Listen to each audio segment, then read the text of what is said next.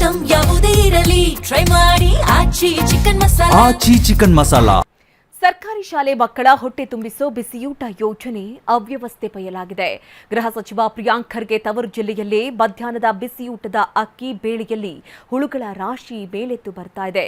ಟಿವಿ9 reality ಚೆಕ್ನಲ್ಲಿ ಕರ್ಮಕಾಂಡ ಹೊರಬಿದ್ದಿದೆ.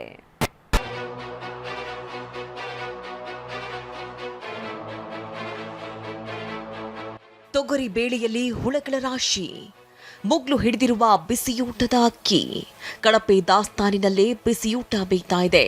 ಗೃಹ ಸಚಿವ ಪ್ರಿಯಾಂಕ್ ಖರ್ಗೆ ತವರು ಜಿಲ್ಲೆ ಕಲಬುರಗಿಯಲ್ಲೇ ಅಧ್ವಾನ ಬಯಲಾಗಿದೆ.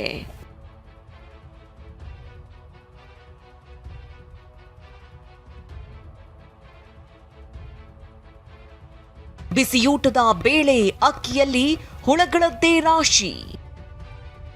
ಟಿವಿ9 ರಿಯಾಲಿಟಿ ಚೆಕ್ನಲ್ಲಿ ಕರ್ಮಕಾಂಡ ಬಯಲು.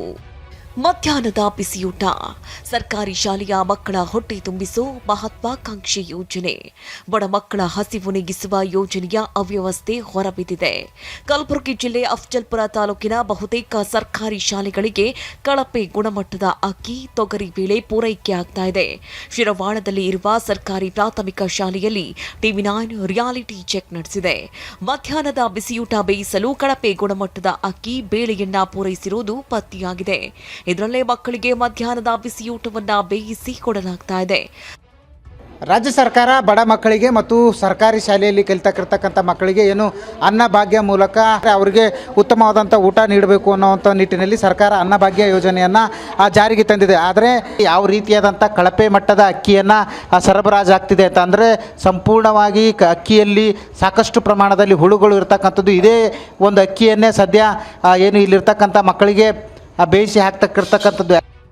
ಇನ್ನು ಸರ್ಕಾರಿ ಶಾಲೆಗಳಿಗೆ ಕಳಪೆ ಗುಣಮಟ್ಟದ ಅಕ್ಕಿ, ತೊಗರಿ ಬೇಳೆ ಪೂರೈಕೆ ಮಾಡಲಾಗ್ತಾ ಇದೆ. ಅದನ್ನೇ ಬಳಸಿಕೊಂಡು ನಾವು ಅಡುಗೆ ಮಾಡೋ ಅನಿವಾರ್ಯತೆ ಎದುರಾಗಿದೆ.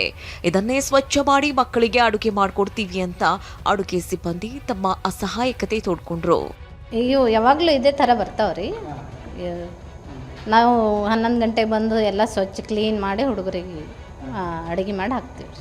ಎಲ್ಲ ಕ್ಲೀನ್ ಮಾಡೋದು, ಹುಡುಗರಿಗೆ ಕ್ಲೀನ್ ಮಾಡಿ ಅಡುಗೆ ಮಾಡಿ ನಾವು ಉಣ್ತೀವಿ ರೀ ಹುಡುಗರ ಜೊತೆ.